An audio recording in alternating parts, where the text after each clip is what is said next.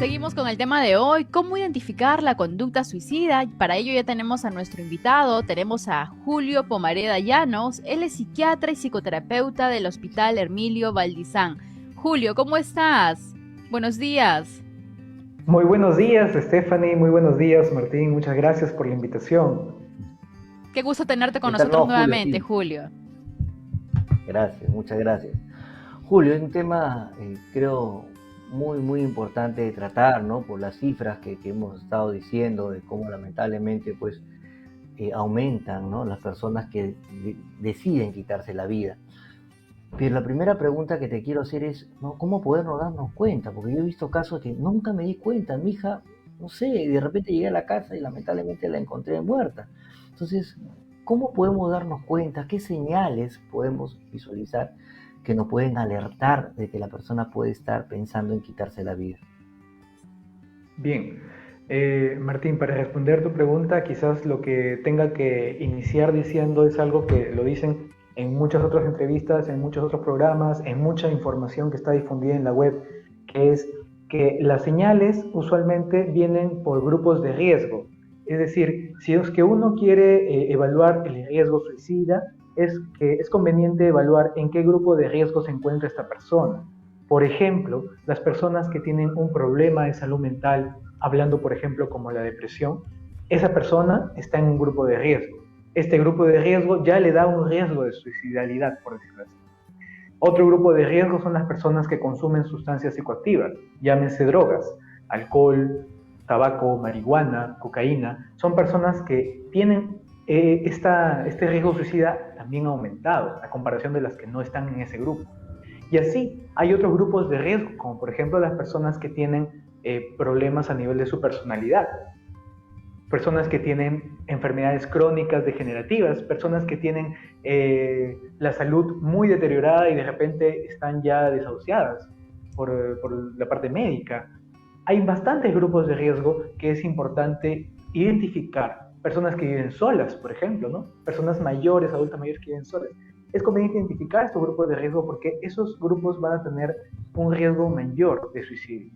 Esa evaluación se llama evaluación cuantitativa, es decir, si es que yo a una persona veo que tiene un grupo de riesgo o dos grupos de riesgo, veré qué tanto es más el riesgo suicida, dependiendo de la cantidad de grupos a los cuales pertenezca. Por ejemplo, si estamos hablando de una adolescente que tiene trastorno límite de personalidad, ahora que se conoce bastante el TLP o borderline de la personalidad, y esta persona además tiene consumo de sustancias, tiene además de repente que vive sola en un cuarto, estamos hablando de que ella pertenece a 3 grupos de riesgo. Eso eleva su riesgo suicida muchísimo. Entonces, Claro. eso es Julio, importante. Justo, sí, sí. es importante que menciones, ¿no? Cuáles son los grupos de riesgo para estar atentos, ¿sí? Ahora volvemos con las señales de alerta. Antes tenemos una llamada de Marisol de Arequipa. Vamos a escuchar a Marisol. Hola, doctores, soy Marisol de Arequipa. Y bueno, aquí se han presentado varios casos y es lamentable, ¿no? Pero si alguien nos habla de suicidarse, debemos preguntarle por qué o debemos insistir para que cambie de idea, ¿no? ¿Y qué tipo de frases deberíamos usar? Porque uno a veces no sabe cómo actuar en estos casos y de repente, en lugar de ayudar, reforzamos más la idea. Muchas gracias por la respuesta. Gracias, Marisol. Gracias por llamarnos. Julio, antes de responderle tenemos que irnos a un corte, pero vamos a volver con más aquí en Mentalízate Perú.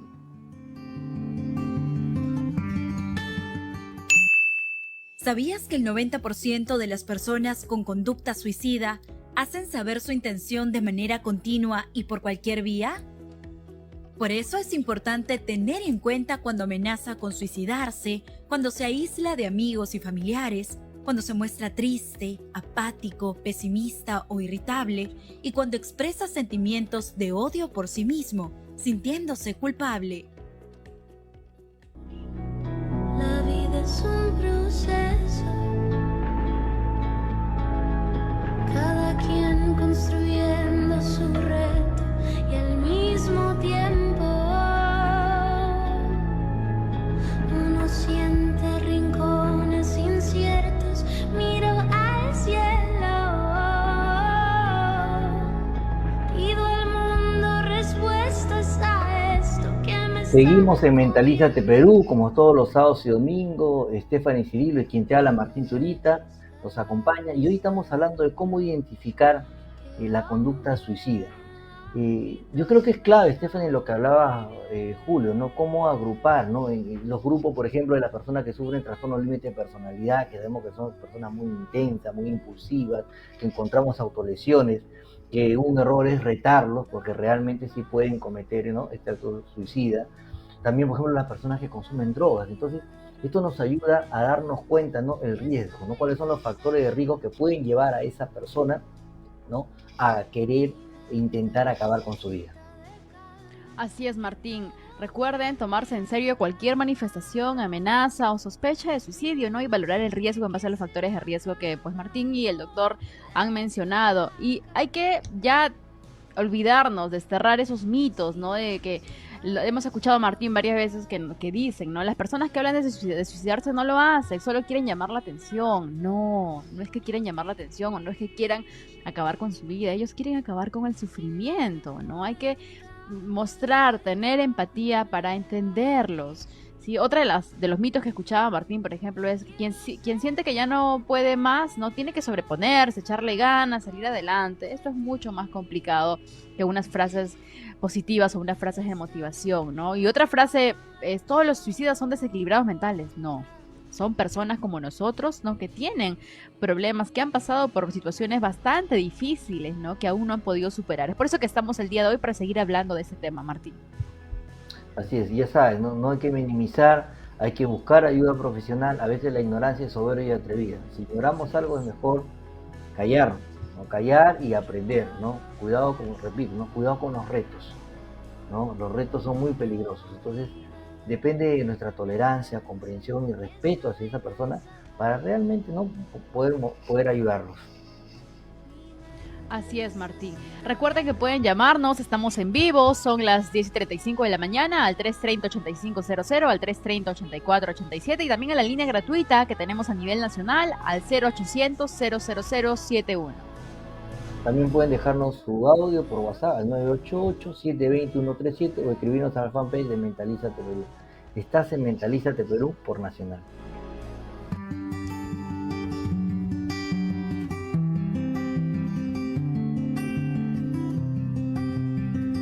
Julio, antes de irnos al corte, dejamos una pregunta pendiente de Marisol. Su pregunta fue, si alguien nos habla de suicidarse, ¿debemos preguntarle por qué e insistir que cambie de idea? ¿Qué tipo de frases deberíamos usar y no usar de pronto?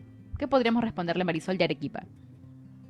Bien, Marisol, inclusive en la última parte de tu pregunta mencionaste lo que podamos hablar de suicidio no exacerbará esta idea, y ese es un mito también, ¿no? Aparte de los mitos que comentaba Martín, que comentaba Stephanie, otro mito es hablar de suicidio con la persona que tiene la idea va a exacerbar esta idea, y eso tampoco es cierto.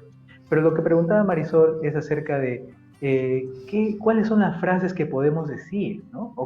Bueno, en primer lugar, reforzar lo que ya dijo Martín. Cuando una persona tiene la idea de suicidio, es conveniente escucharle, no conviene juzgarle, preguntar por qué, preguntar cuál es la causa. Eso ni siquiera los terapeutas nos atrevemos, ¿no?, a preguntar por qué quiere suicidarse. Por el contrario, exploramos de repente qué ideas tiene asociadas a esto, pero eso es trabajo ya de un terapeuta.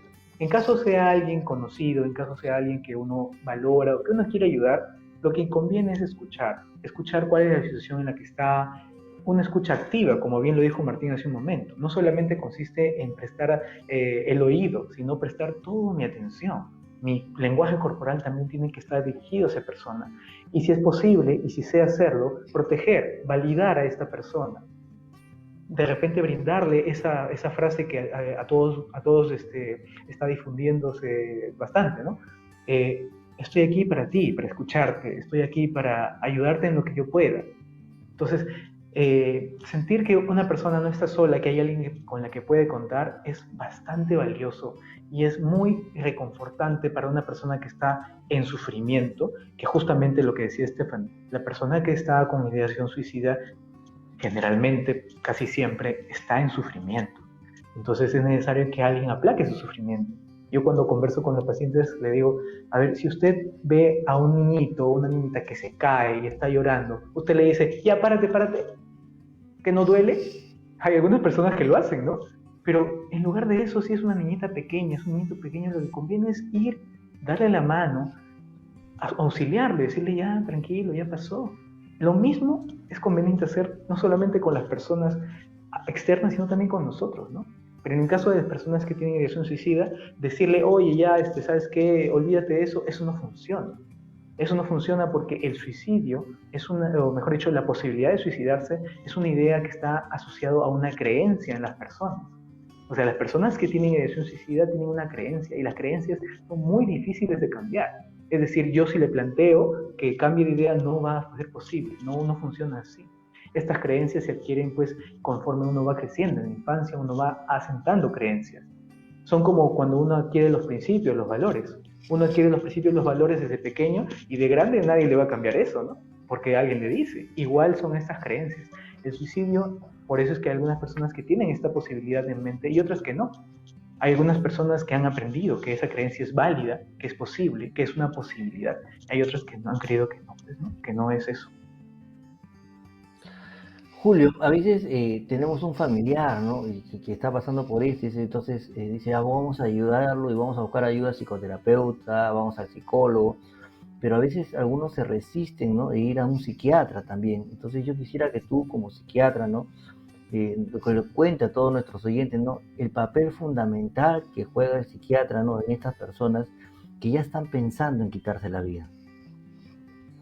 Muchas gracias, Martín, por esta oportunidad grandiosa que me das de invitar a todas las personas que me están escuchando a confiar en los psiquiatras. Los psiquiatras somos médicos antes de ser psiquiatras.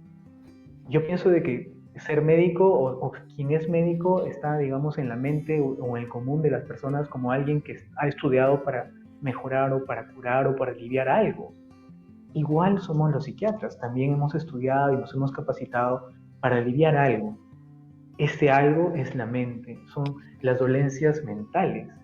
Los psiquiatras nos ayudamos de la farmacología y muchos también de la psicoterapia para ayudar a la persona a sentirse mejor, a no sufrir, a dejar el sufrimiento. Entonces, les invito a todos que por favor siempre confíen en su psiquiatra. Ahora, con la ayuda de los centros de salud mental comunitarios que están difundidos en todo el Perú, los psiquiatras están cada vez más asequibles. Ya no son tan poquitos en el Perú, ya no son tan concentrados tampoco en el Perú. Ahora se puede acceder a un psiquiatra cerca a la comunidad donde uno vive. Y un psiquiatra, recuerden siempre, un psiquiatra es un médico antes de ser un psiquiatra. Así es, Julio, tenemos ahora una llamada. Tenemos a Malena desde Andahuaylas. Vamos a recibir la llamada. Malena, buenos días. Buenos días, señorita Stephanie. Buenos días, señorita ¿Cómo estás, Stephanie. Malena? Gracias ¿Cuál por es tu su consulta? respuesta y también al programa Mentalízate. Sí. Gracias a ti, Quería Malena. hacer Cuéntanos una cuál es tu que consulta. Yo tengo una hijada. Sí. Tengo una hija y a veces yo la llamo de aquí porque ella está en Lima y me contó que estaba de vacaciones, pero ella vive sola. Entonces yo a veces la siento como que está muy alegre y a veces la siento como que está muy triste y le digo, sal, si estás de vacaciones, sal con tus amigas, diviértete, dedícate a ti, a salir, a reír. Y me dicen, no, estoy aquí en la casa, estoy aquí. Yo le digo, necesitas salir, distraerte. Y a veces, cuando la llamo, a veces la siento también que como que está molesta y me cuelga, me dice, no, el teléfono no es para estar conversando y me cuelga. Entonces, yo como ya tengo mi edad, presiento y siento de que a veces ella se siente muy sola y necesita ayuda, pero a veces también no me quiere escuchar o a veces puede tener suerte que me escuche. ¿Cómo puedo hacer para ayudarla? Porque yo he intentado decirle para llevarle a un profesional, pero como que se rehúsa. Gracias. Gracias a ti por la llamada. Julio, ¿qué podríamos responderle a Malena? Bien. Malena, si usted nota de que su ahijada se siente sola, se siente triste, probablemente tenga que ver que de repente está pasando por algún problema, de repente está con una depresión o de repente está con alguna inestabilidad emocional, sí necesita ayuda. Va a ser necesario que alguien esté ahí presente, va a ser necesario que alguien se acerque a ella. Por teléfono de repente las cosas no son tan personales, o sea, son más distantes. Inclusive ahora con las videollamadas algunas cosas no se sienten cercanas, no se sienten cálidas. Y precisamente las personas que están en sufrimiento, lo que conviene es que alguien se acerque. Si es que usted o algún otro familiar puede acercarse, conversar con ella personalmente, sería lo mejor. De tal manera de que posiblemente allí es cuando ella recién pueda aceptar que alguien la acompañe a una consulta, que alguien la acompañe a un centro de salud. Va a ser muy importante que alguien se acerque a ella. Vuelvo a poner el ejemplo, ¿no? Si un niño se cae, o sea, de lejos le digo, ya, párate, párate, tranquilo, te va a pasar. Eso no es tan personal. Lo personal es acercarse, rodearle, darle un abrazo, decirle, ya va a pasar. Entonces, mientras más personal sea el contacto, mucho más potencia va a tener el mensaje que le queremos dar. En este caso, Malena, el mensaje que entiendo yo que usted le quiere dar es, yo te quiero, estoy ahí para ti. Eso no se dice a veces directamente, pero con gestos, con acercamiento, sí se puede decir. Entonces, eso es lo que le podría responder. Muchas gracias, Julio. Tenemos una llamada de Medali desde Puente Piedra. Buenos días, doctores, ¿cómo están? Quería hacerles Buenos una días, Medali. consulta ¿Cuál es tu porque consulta? bueno, yo vivo con mi familia y tengo una pequeña sobrina que tiene unas marcas en las muñecas y yo hace poco me percaté de ello. Entonces yo me acerqué a ella y le pregunté, ¿no? Porque parecían como cicatrices en realidad, como líneas, y le pregunté, ¿no? ¿Qué había pasado? Y me dijo que eso era cuando ella estaba en el colegio, que bueno, que no quería responderme más, pero que eso era una etapa que ella en la que se sentía mal. Ahora ya tiene 20, ¿no?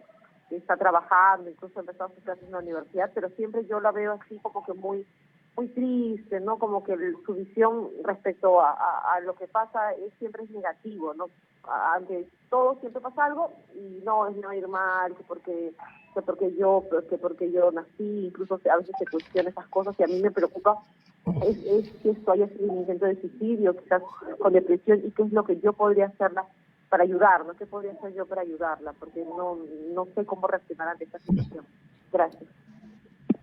Gracias, Medali. Julio, antes de responder a Medali, tenemos que escuchar un audio de Richard desde Chiclayo. Buenos días, doctores. Soy Richard de Chiclayo y mi pregunta es si la conducta suicida está relacionado solo con la depresión o con otras enfermedades y si esto es genético. Muchas gracias por la respuesta. Muchas gracias a ti, Richard. Bueno, empecemos con Medali. ¿Qué le podemos decir a Medali? Medali, usted nos narra un evento que ha sucedido con esta persona que ya tiene 20 años, hace mucho tiempo, y que ahora nota que de repente hay algunas situaciones que usted ve, observa que no se siente bien en ella. Bueno, desde su punto, desde su perspectiva familiar, o sea, desde su rol familiar, lo que conviene es que usted comparta actividades con ella, se acerque como persona. Recuerde, esto siempre lo digo, ¿no? Las personas a veces vienen a mi consulta, me dicen, ¿cómo puedo ayudar a mi hijo, doctor? Dígame cuáles son los tips. Pero lo mejor que va a poder, la mejor forma que va a tener un familiar de ayudar a otro es acercándose como familia, es brindándole amor, compartiendo tiempo, actividades. Esa manera es la manera más favorable de ayudar a un familiar, porque se le está diciendo, oye, yo valoro estar contigo, quiero estar contigo, me gusta disfrutar contigo estas cosas. Indirectamente se le dice eso cuando se hace eso, cuando se comparte tiempo, actividades, cuando se escucha, cuando se atiende. Entonces, no pretenda Medali solucionar los problemas diciéndole qué hacer o diciéndole qué no hacer. No funciona así. Mejor comparta con ella más actividades, por decirlo así, estrechen más los lazos. Cuando estrechen más los lazos, probablemente ella tenga más confianza y pueda abrirse un poco más con respecto a algunas ideas que quizás pueden estar molestando. Eso con Medellín. Gracias, Julio. Y sobre Richard, ¿no? Sobre si solamente se da la conducta suicida en personas que sufren de depresión, ¿no? Y qué tanto entra a tallar, si se no, la carga genética. Bien, para responder a Richard, Me refiero a algo que ya dije, casi 80% de las personas que tienen ideación o intentos suicidas tienen un problema de salud mental. Gran parte de este 80% constituye el problema de la depresión, pero no solamente depresión, pueden haber otros diagnósticos médicos que pueden también tener alto riesgo suicida, como por ejemplo el trastorno bipolar. Se conoce que las personas que tienen diagnóstico de trastorno bipolar también tienen alto riesgo suicida. Entonces, a ese 20% que no está incluido acá, ese 20% de personas aparentemente sanas que toman esta idea, esta decisión, ¿no? Y como ya dije hace un momento, es una decisión que se va formando incluso desde la infancia. Quiero hacer un paréntesis breve, pero muy importante aquí. Hace un momento Stephanie decía, a veces cuando decimos algo de broma, puede que parezca de broma, pero en realidad es algo ofensivo, es algo hiriente o es algo muy estereotipante. Lo mismo pasa con la ideación suicida. Muchos niños de pequeños reciben mensajes como, por ejemplo, no, sí, mira, ya, si tú no hubieses nacido, uff, ¿qué no estuviera haciendo yo? Eso parece broma, pero es algo impactante en el niño, en la niña que recibe ese mensaje. Es como decirle, mejor no hubieses nacido. Y desde ahí ya uno puede ir dándose cuenta Imagínense cuando cargar hace con un... esa culpa, ¿no, Julio? Cargarles y darles y que vivan con esa culpa tantos años de su vida. ¿Qué es lo que estamos haciendo como padres? Tengamos mucho cuidado. Tenemos una llamada, ya estamos volando en tiempo, pero vamos a responder a Fortunato desde Villa El Salvador. Ya, Fortunato. ¿Aló? ¿Aló, Buenos señorita? días, Fortunato. ¿Cómo estás? Gracias, señorita. Estoy bien, señorita. Gracias. Señorita, ¿Cuál es tu consulta, Fortunato? Cuéntanos. mi consulta es, niñita con su pareja siempre pelea. Entonces, quisiera buscar comisión profesional, pero yo tengo una pregunta, señorita. ¿El salud mental hay profesionales? Acá en Villa Salvador Claro. hay. Claro, claro que sí, Fortunato. Muchas gracias, gracias por tu llamada. En Vía El Salvador, de hecho, Julio, tenemos más de 200 centros de salud comunitarios a nivel nacional, ¿correcto? Así es. En Villa El Y Salvador también hay centro de salud mental comunitario, me parece que hay dos inclusive, y también están las áreas de salud mental de los hospitales de ahí, ¿no? También. así es cierto. Claro que sí, Fortunato, tenemos centros de salud comunitarios a los cuales pueden acudir. Es muy importante prestar atención, ¿no? ¿Qué estará pasando? Si es nuestra sobrina, pues hay que escucharlos, ¿no? Hay que estar muy atentos a lo que pasa. Hemos volado en tiempo ahora, Julio, nos gustaría seguir hablando más contigo, pero tenemos que despedirte ahora. Muchas gracias por estar con nosotros el día de hoy. Muchas gracias por la invitación. Para más consejos, síguenos en nuestras redes sociales como Hospital Hermilio Valdizán.